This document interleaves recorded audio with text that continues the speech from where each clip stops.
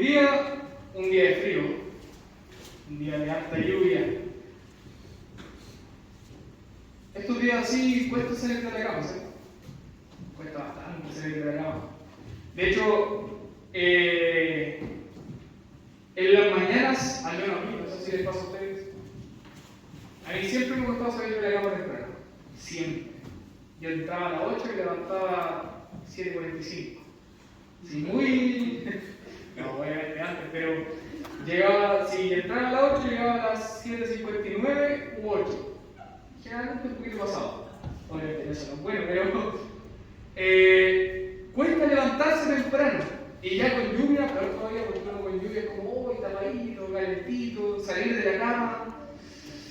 No, terrible. Pero el día del Señor. El día del Señor, donde nosotros celebramos a Dios. Eso es lo que nosotros queremos hacer, celebrar a Dios. No solamente porque el Señor nos salvó, no solamente porque el Señor resucitó, no solamente porque el Señor nos dio la vida, sino que venimos a celebrar al Señor por quien Él es. Es un Dios soberano, asombroso, poderoso, creador. A ese Dios nosotros queremos alabar y glorificar. Así que bien, quiero que saquen sus Biblias y le abran el 1 Juan 2, del 3 al 11.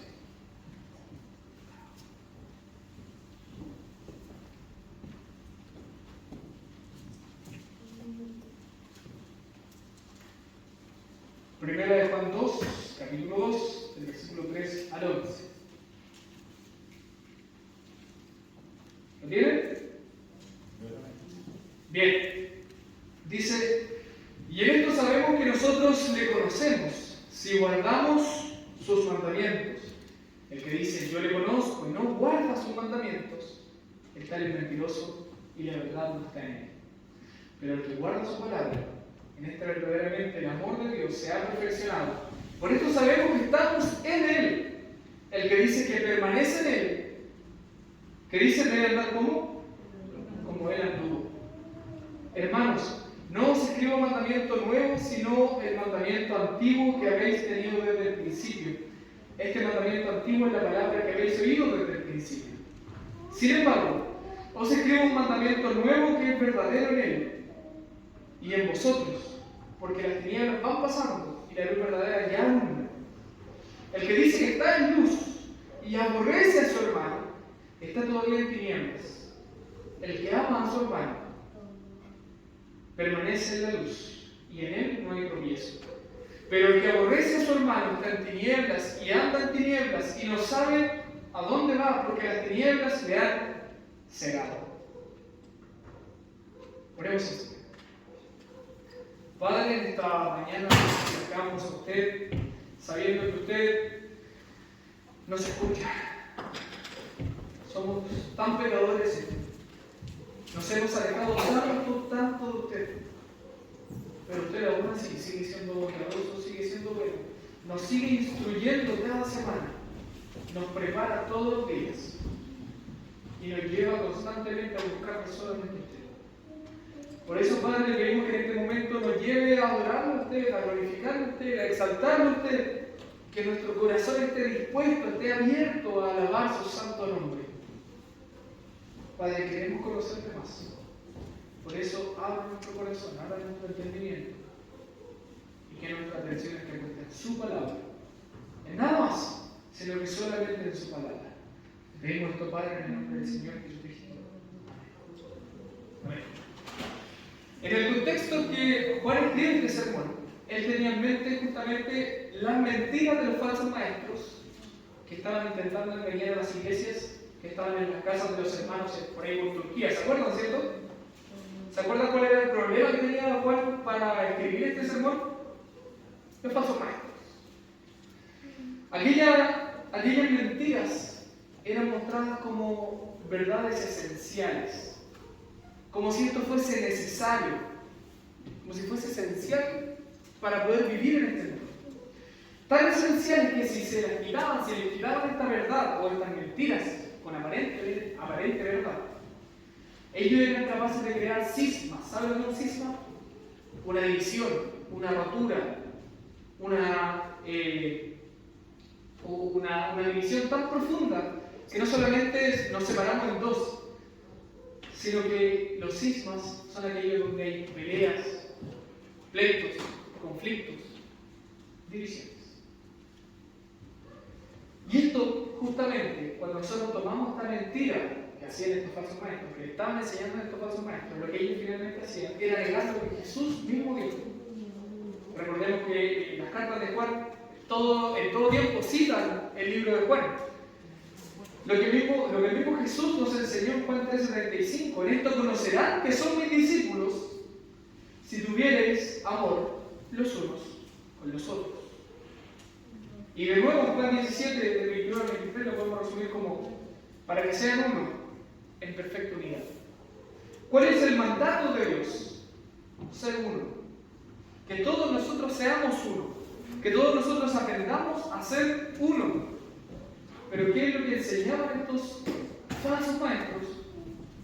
Era que no fuésemos uno, sino que fuésemos divididos. Por eso el apóstol estaba tan preocupado, porque los falsos maestros intentaban traer algo aparentemente nuevo. Algo aparentemente nuevo para el fundamento y la unidad de la iglesia.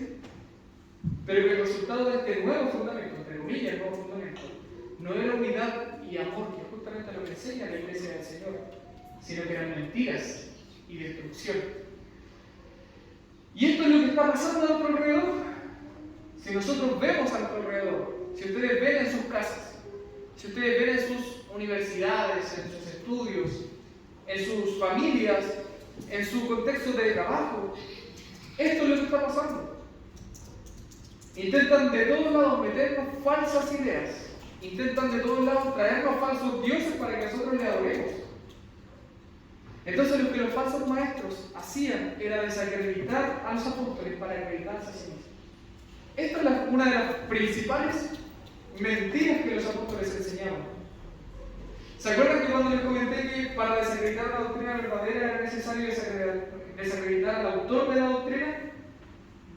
Una falacia ad hominem. O sea, si yo quiero desacreditar a Carlos, lo que voy a hacer es mentir con respecto a Carlos. Y todo lo que diga Carlos después va a ser mentira, aunque sea verdad. ¿Ya? Esa es una falacia ad hominem.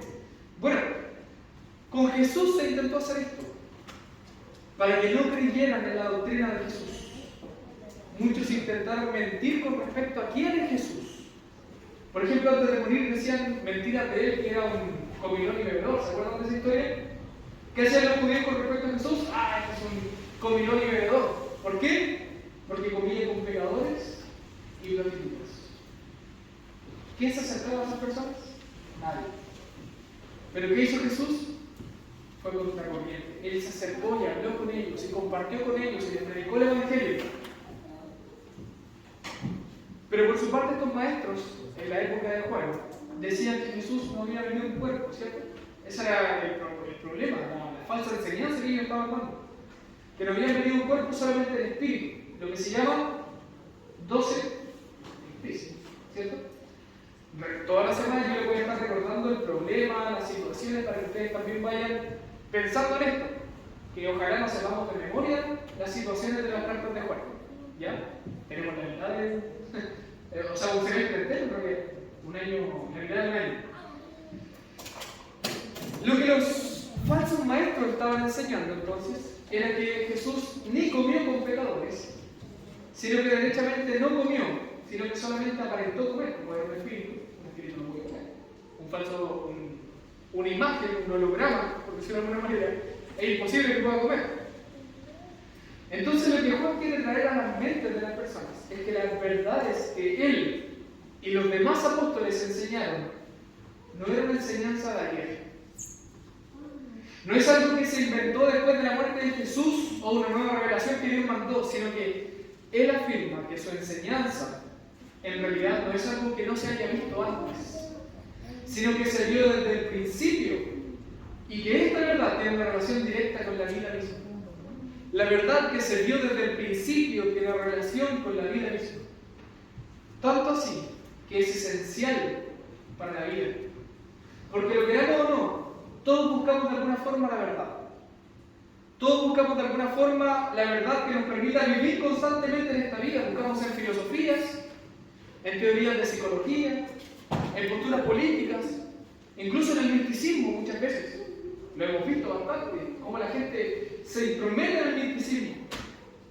Y lamentablemente los cristianos también. A veces lo hacen por juego. Ah, mira, soy Aries. Ah, mira, soy esto. Pero ¿qué pasa al final? Nosotros mismos muchas veces creemos, aún cuando creemos que es por juego. La verdad está siendo buscada por todos. La verdad está siendo buscada por ustedes porque ustedes fueron hechos para buscar la verdad. Ustedes fueron hechos para buscar la verdad. Pero ¿cuál es la verdadera respuesta a la búsqueda de la verdad? ¿Cuál nos dice? Que la única verdad que puede bendecirnos es Jesús. Y la misma Biblia nos muestra que no podemos disfrutar de las bendiciones de Dios, de la verdad de Dios, si no somos obedientes a la verdad de Dios. Por ello vamos directamente al texto. Quiero que busquen, que mantengan su Biblia abierta en 1 de Juan, capítulo 2, de los versículos del 3 al 6. Lo que Juan hace aquí, en los versículos que leímos al principio, lo separa en dos. Primero, habla de una verdad absoluta para la persona individual, para ti. No para el que está sentado al lado tuyo, solo para ti. Pero luego, en la segunda parte, ya no habla solamente con respecto a ti, sino que habla con respecto a quien está sentado al lado tuyo. ¿Ya? Dice entonces el texto, y en esto sabemos que nosotros le conocemos, si guardamos sus mandamientos. El que dice, yo le conozco y no guarda sus mandamientos, está en el mentiroso y la verdad no está en él. Pero el que guarda su palabra, en este verdaderamente el amor de Dios se ha perfeccionado. Por esto sabemos que estamos en él. El que dice que permanece en él, debe andar como él. Luego de haber tratado la eficacia del verdadero evangelio, lo que nosotros vimos la semana pasada, en que Jesús es quien lleva nuestros pecados en la cruz y los entierra en una tumba, nos comienza a mostrar la eficacia de este mismo evangelio, de esta buena noticia, que eso significa evangelio, buena noticia, en el cambio de mente, un cambio radical de mente. Si ustedes antes pensaban así, ahora van a pensar así. Eso es lo que hace el evangelio, darle un cambio radical de mente. Juan en estos versículos comienza repitiendo una palabra para que la iglesia pudiera entender la importancia que tiene este asunto en la vida de las personas. Él dice, y en esto estamos conociendo que le hemos conocido, en el versículo 3.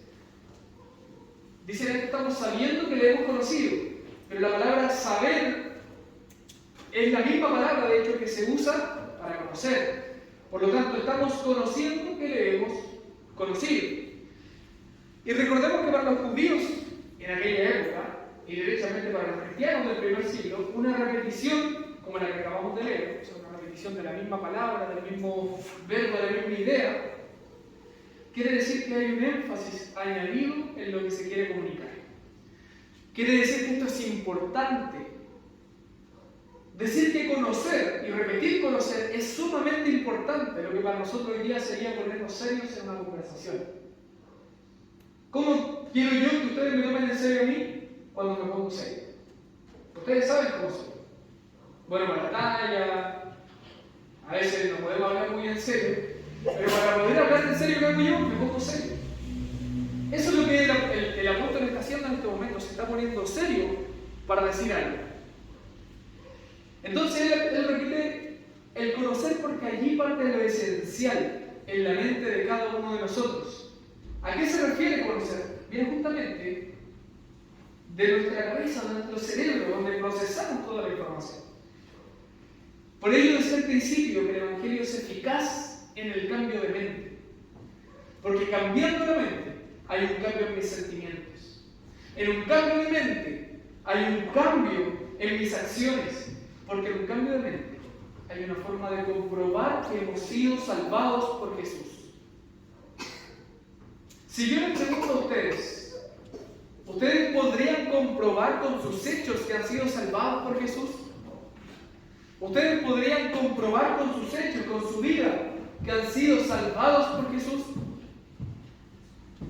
El punto es que si somos cristianos, entonces estamos conociendo a Dios por medio de la Biblia. Esto significa ser salvados por Jesús. Conocer la Biblia, conocer la palabra de Dios. Porque conocer a Dios y tener comunión con Dios son dos caras de una misma moneda. Son dos caras de una misma moneda. Si estamos conociendo a Dios, tendremos comunión con Dios. Esa es la verdad esencial. Eso es lo que en sus cabezas debe estar. Eso es el conocimiento que el Señor nos quiere entregar a partir de la Escritura. Que si ustedes están conociendo a Dios, entonces tendrán comunión con Dios. Si usted no tiene comunión con Dios, usted no está conociendo a Dios. Miren lo radical de esto. Si ustedes no están conociendo a Dios, ustedes no tienen comunión con Dios. Y si ustedes no tienen comunión con Dios es porque no están conociendo a Dios. Es así de simple.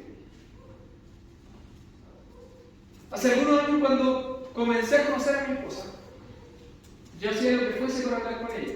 Anécdotas que en algún momento van a saber. ¿Ya? Pero yo buscaba saber cuáles eran sus gustos, cuáles eran sus comidas favoritas, cuáles eran sus flores favoritas. Y un montón de cosas que para que ella supiera que yo quería conocerla más y lograr amarla por medio de prácticas y regalos que yo sabía que la harían sentir amada. De igual manera, Juan habla aquí de que para saber que estamos conociendo a Dios, o sea, para amar a Dios, estamos guardando sus mandamientos. Estamos conociendo a Dios como un enamorado busca conocer a su amado.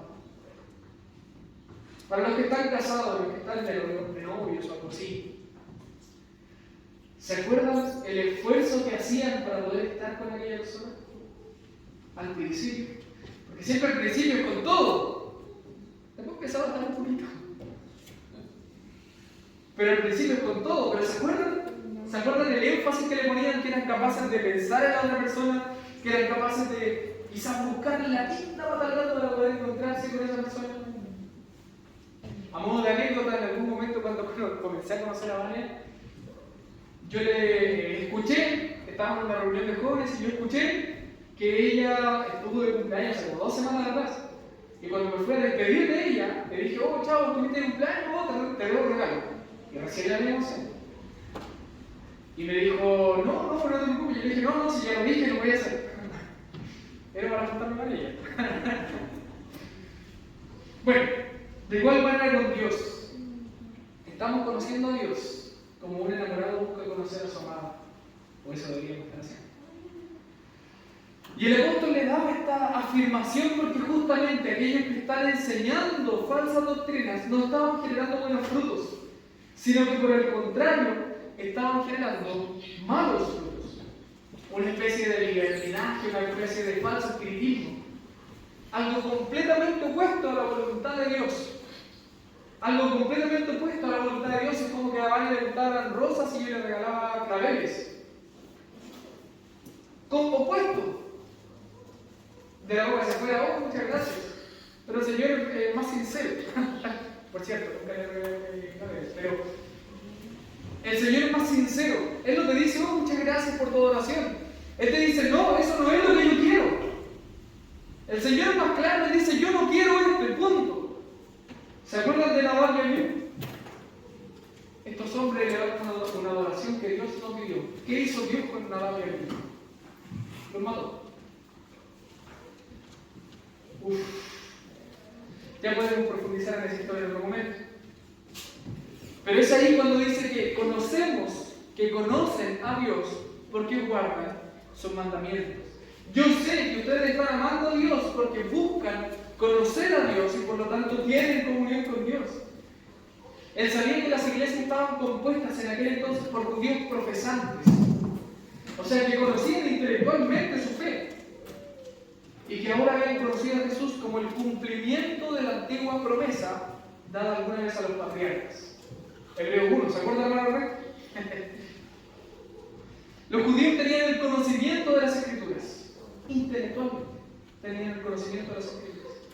Porque se les obligaba a leer, a repetir, incluso hasta entonar la Tanaj. ¿Sabe lo que era Tanaj?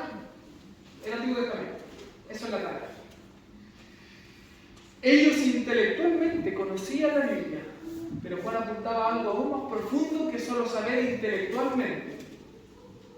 Porque aquí no es solo conocer un libro, sino que guardar los mandamientos de este libro.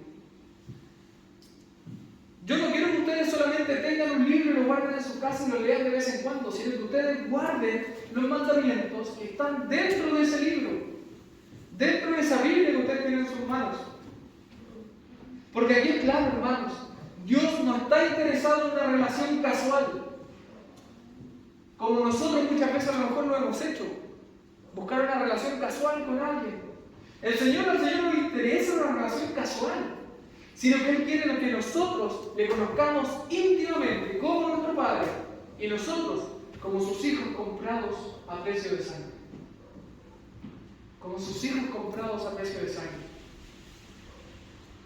En el versículo 4 la palabra guardar que aparece allí viene de la antigua aplicación militar de mantener en custodia a alguien. O sea, un preso lo ponían bajo la mira de algún guardia para que no se escapara. Eso era guardar. ¿Ya? Por ello la idea de guardar, lo que dice el versículo 4, puede ser traducida como mantener los ojos sobre los mandamientos de Dios. Mantener los ojos sobre los mandamientos de Dios para que no se les escape. Eso es lo que está pidiendo Juan aquí.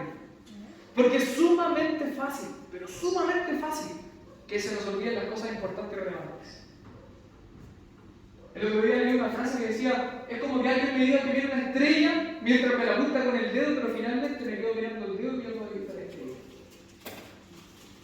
Es así de fácil de perder el foco. Así de fácil de perder el foco de nuestra vida cristiana. Por eso Juan usa este término de guardar los mandamientos. De guardar los mandamientos de Dios. No para salvación, nosotros sabemos, ya lo vimos la semana pasada, que fuimos comprados a precio de sangre y que una vez comprados nunca más nos saldremos de Jesús. Jesucristo nos compró y su compra es perfecta. Por lo tanto, no es para salvación, sino para conocernos mutuamente que amamos a Dios. Recordemos que la salvación no viene por el conocimiento de Dios, sino por la fe en Dios. La salvación no es una cuestión meramente intelectual, como creían los judíos, o cumpliendo lo que nos manda lo que nos mandaba la ley, sino que es una obra asombrosa del llamamiento de Dios. Aquí viene una frase muy controversial de Juan para decirla en la iglesia, pero debemos decirla porque toda la palabra de Dios debe ser expuesta, ¿cierto? Versículo 4 dice, el que dice yo le conozco y no guarda sus mandamientos, ¿qué dice? El tal es mentiroso y la verdad no está en él. Miren qué radical, Juan. El que dice yo le conozco pero guarda sus mandamientos, el tal es un mentiroso y la verdad no está en él. Dicho de otra manera, el que dice que le conoce y no mantiene su vista sobre los mandamientos, buscando aplicarlos, aquella persona mentirosa y el Espíritu Santo no lo ha sellado. El Espíritu Santo no te ha sellado si no estás cumpliendo los mandamientos del Señor, si no estás teniendo relación con Dios. Hermanos, por fe creo que ustedes han sido salvados. Eso se lo dejo sumamente claro. Yo creo que ustedes han sido salvados. Que ustedes fueron salvados por la maravillosa gracia de Dios por medio de la obra de Cristo. Yo creo que tú, hermano, hermana, has sido salvado. Y sin duda yo veo muchos cambios en ustedes. Yo veo cómo Dios está transformando nuestras vidas en torno a la palabra de Dios. Lo he visto. Lo hace por medio de la comunión, pero todo parte por este cambio de mente que el Señor está haciendo en ustedes. Y yo sé que ustedes también lo han visto. Que el Señor está trabajando con ustedes, que el Señor está obrando en ustedes, que el Señor está, de repente es necesario meter picón a su corazón para que rompan su corazón duro, pero el Señor está obrando en ustedes. Pero la palabra es clara, hermanos, porque si dices que conoces a Dios y vives una vida como tú crees que es mejor, entonces teme a Dios, porque estás siendo un mentiroso. Estás siendo un mentiroso. De nada le sirve venir a la iglesia, de nada le sirve dar el diezmo, de nada le sirve aparentar un cristianismo si no estás guardando la palabra de Dios, si no estás teniendo una relación profunda con tu Señor. Si tú crees en Cristo, entonces tendrás una relación profunda con tu Señor. Versículo 5, pero el que guarda su palabra, en este verdaderamente el amor de Dios se ha perfeccionado. Por eso sabemos que estamos en Él, que estamos en Dios. El que dice que permanece en Él debe andar como Él anduvo. Aquel que guarda lo que lee en la Biblia, aquel que lee, que medita, o sea, procesa la información que encontramos en la Biblia para aplicarla y ponerla en práctica en nuestras vidas, es uno que permanece en Dios. Lo que Dios quiere que nosotros hagamos es que valoremos lo que Él nos está permitiendo conocer. Lo que Él nos ha entregado y que por su misericordia tenemos en nuestras manos.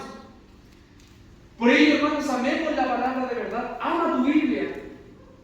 Atesórala en tu mente. Atesórala en tu mente para cambiar tu forma de pensar, tu forma de ver la vida. Atesórala en tu corazón para sentir lo que es correcto con respecto a ti, con respecto al otro, con respecto al prójimo. Atesórala en tu corazón para amar realmente a quien tenemos a nuestro lado. Atesórala, porque allí conocemos verdaderamente a Dios, nuestro Creador. Al fin y al cabo obedecemos sus mandamientos solamente porque le amamos. Y le amamos porque obedecemos sus mandamientos. Es un círculo que se irá repitiendo en toda tu vida. Un círculo que se irá repitiendo en toda tu vida. Pero que conforme pasa el tiempo, este círculo irá creciendo. Tú obedeces sus mandamientos. Obedeces sus mandamientos porque le amas. Y si no le amas, no obedeces sus mandamientos. Y luego Juan comienza con un trabalenguas. Versículo del 7 al 11. Hermanos, no os escribo mandamiento nuevo, sino el mandamiento antiguo que habéis tenido desde el principio. Este mandamiento antiguo es la palabra que habéis oído desde el principio. Sin embargo, os escribo un mandamiento nuevo que es verdadero en Él y en vosotros, porque las tinieblas van pasando y la luz verdadera ya alumbra. El que dice que está en la luz y aborrece a su hermano está todavía en tinieblas. El que ama a su hermano permanece en la luz y en él no hay tropiezo. Pero el que aborrece a su hermano está en tinieblas y anda en tinieblas y no sabe a dónde va, porque las tinieblas le han cegado. Pero Juan, ¿me estás dando un nuevo mandamiento o no me estás dando un nuevo mandamiento? Decídete. Versículo 7. No os escribo un mandamiento nuevo. Versículo 8. Os escribo un nuevo mandamiento. Ya, pues decídete, Juan. ¿Será que Juan está confundido? ¿Que Juan está confundido en lo que está diciendo? No. Juan hace referencia al mandamiento anterior. Lo obedecemos porque le amamos. Dicho de otra manera, amar a Dios se refleja en tu vida. Si tú amas a Dios, se va a ver reflejado en tu vida. En tus reacciones, en tus emociones, en tus búsquedas, en todo lo que tú haces, se verá reflejado tu amor a Dios. Esto es una conclusión simple, pero lógica. Si Carlos, sacando a Carlos de nuevo, si Carlos ama a Débora, buscará agradarle, ¿cierto? Y hacer lo que Débora, y a lo que Débora le guste y viceversa, para que no quede ahí dando bote. Si alguien ama a otra persona, buscará agradar a la otra persona, y si la otra persona ama a otra persona, buscará agradar a la otra persona. Simple, pero lógico. Bueno, ahora les dice, hermanos, no es que les enseñe algo nuevo, sino que aquello que ya habían oído y se habían emocionado tanto con ello, pero que ahora lo llaman viejo o obsoleto, es lo que les vengo a recordar. Dicho de otra manera, Él les viene a recordar su primer amor. Juan les viene a recordar su primer amor. Y su primer amor no es tu esposa, no es tu novia. Tu primer amor es Dios. Porque ese es un amor imposible de romper. Nosotros nos podemos alejar, nos podemos apartar, pero el Señor, donde ustedes quieran que vayan, el Señor allí estará. Como dice el Salmo 139, Señor, si subo a los cielos, ¿qué dice? Allí estoy. Si voy a las profundidades del mar, ¿qué dice? Allí estás tú. Si voy a las profundidades del abismo, he aquí, allí estás tú. No puedo esconderlo.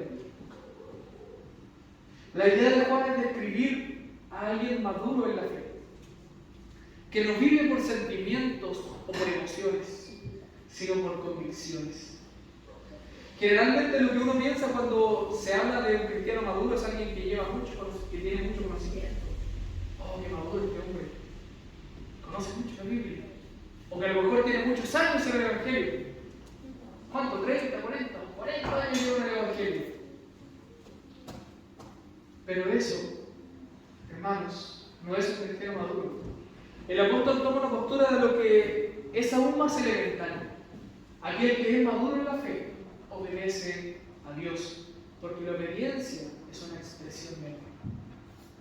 No importa cuánto tiempo tú lleves en el Evangelio, no importa si llevas 1 año, 2 años, 10, 20, 30, para ser un cristiano maduro, debes obedecer a Dios. Debes obedecer a Dios porque la obediencia es una expresión de amor.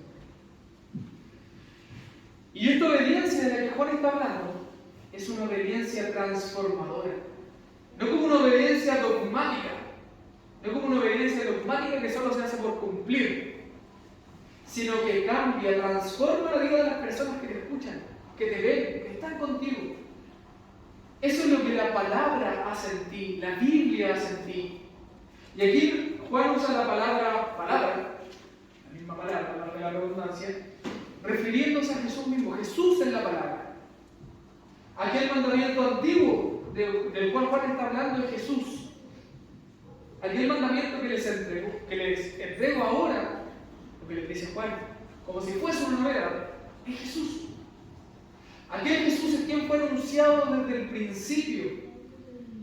Y Juan les deja claro que no es necesario que crean novedades, como nuevas revelaciones, nuevas doctrinas, sino que simplemente conocieran a Dios presentado desde el Génesis hasta en adelante. Que decía Apocalipsis, pero que se importaba Apocalipsis. Desde el Génesis en adelante. Y eso se ve al final del versículo 8. Dice, porque las tinieblas van pasando y la luz verdadera ya alumbra. Miren la forma en que está expresado el versículo. Las tinieblas van pasando y la luz verdadera ya alumbra. ¿De qué está hablando? Está hablando que cuando Dios creó a Adán y Eva y estos pecaron, el pecado pasó a todo el mundo y afectó a todo el mundo. Entraron las guerras, las hambrunas, las peleas, las sequías, incluso la muerte. Allí las tinieblas reinaban. Todo era algo oscuro en la humanidad.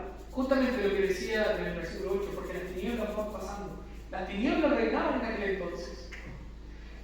Pero cuando vino Cristo, la promesa prometida, valga la redundancia nuevamente, la luz verdadera comenzó a alumbrar para expandirse a todo el mundo. ¿Y cuál es esta luz?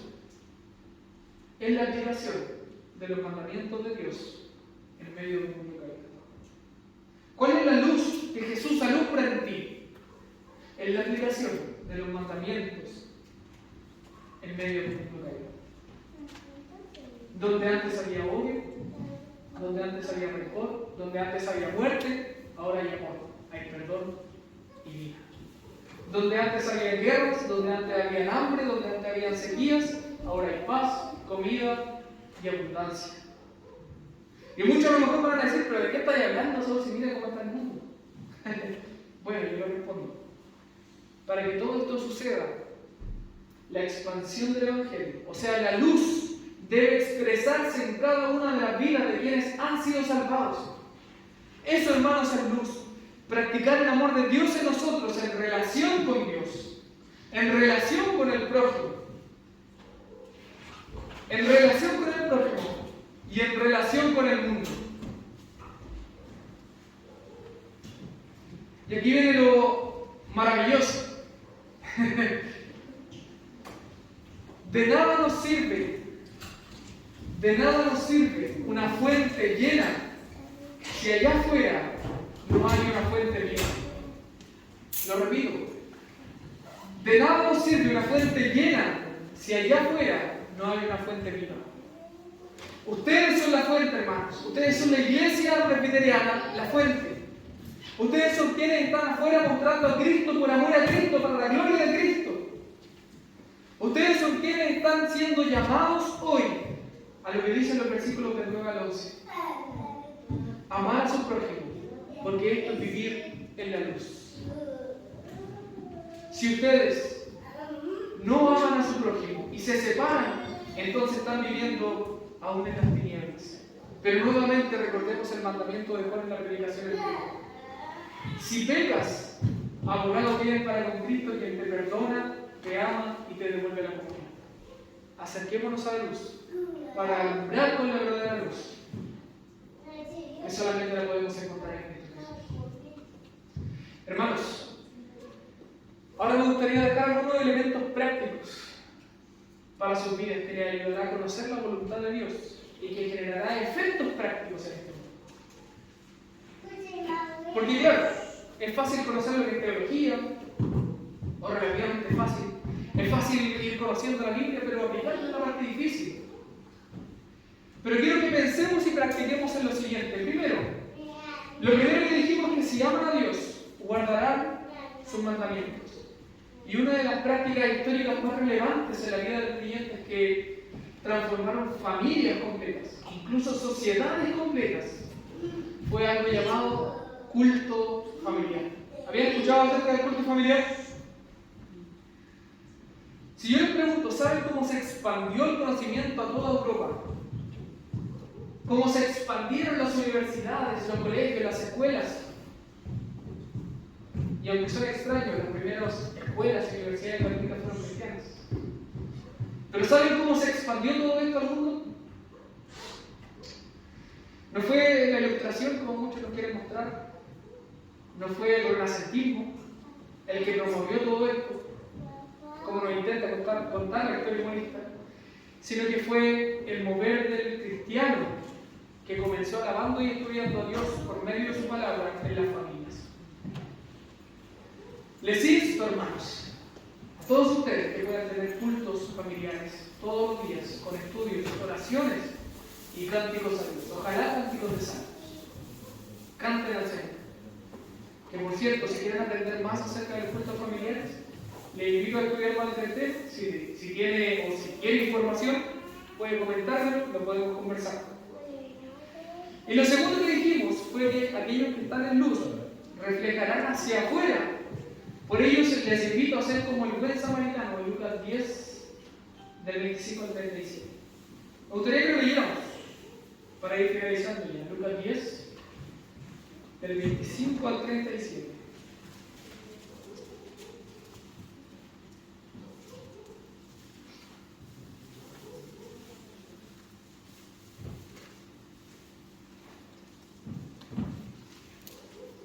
Lucas 10, del 25 al 37.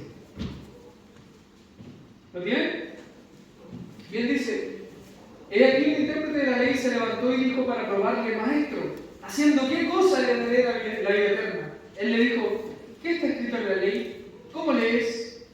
Acá respondiendo dijo: amarás al Señor tu Dios con todo tu corazón y con toda tu alma y con todas tus fuerzas y con toda tu mente y a tu prójimo como a ti mismo.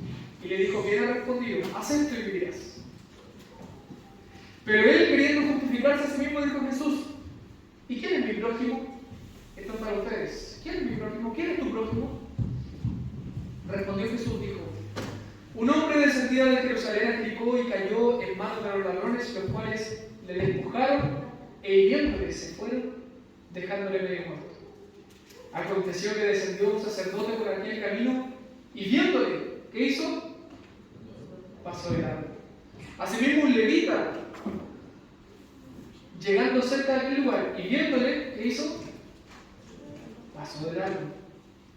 Pero un samaritano que iba de camino, quedó cerca de él y viéndole, fue movido a misericordia y acercándose, vendó sus heridas, echándole aceite y vino y poniéndole en su cabalgadura, lo llevó al mesón y cuidó de él. Otro día al partir sacó 2 denarios y los dio al mesonero y le dijo: cuídeme, y todo lo que gaste de más yo te lo pagaré cuando regrese. ¿Quién pues ¿Quién pues de estos tres te parece que fue el prójimo del que cayó en manos de los ladrones? Él le dijo, el que usó de misericordia con él. Entonces Jesús le dijo, ve y haz tú lo mismo. No quiero entrar en la interpretación del texto, quiero quedarme con la aplicación. Hermano, el Señor te llama a mantener una relación con Él, una relación con Dios.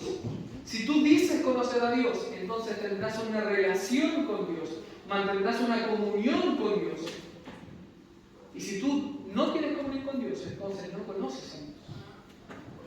Y lo segundo es, si tú que mantienes una comunión con Dios quieres aprender a vivir en este mundo, vive como el buen samaritano. No como un samaritano, sino con la acción que Él llevó a cabo. Lo que el sacerdote no hizo, lo que el levita no hizo, lo hizo un hombre que no tenía salud. Eso es lo que el Señor nos está llamando a hacer. A que no solamente vivamos para la gloria de Dios en nuestra intimidad, en nuestra familia, sino también allá afuera, viviendo para la gloria de Dios, ayudando al necesitado, ayudando a la viuda, ayudando al huérfano, ayudando al extranjero, ayudando a todo aquel que necesite de la ayuda que el Señor nos ha puesto a llevar.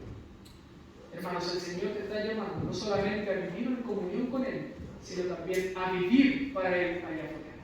Amén. Oremos al Señor para que podamos entregar todo esto, no solamente a nuestra mente, sino también a nuestro corazón. Oremos.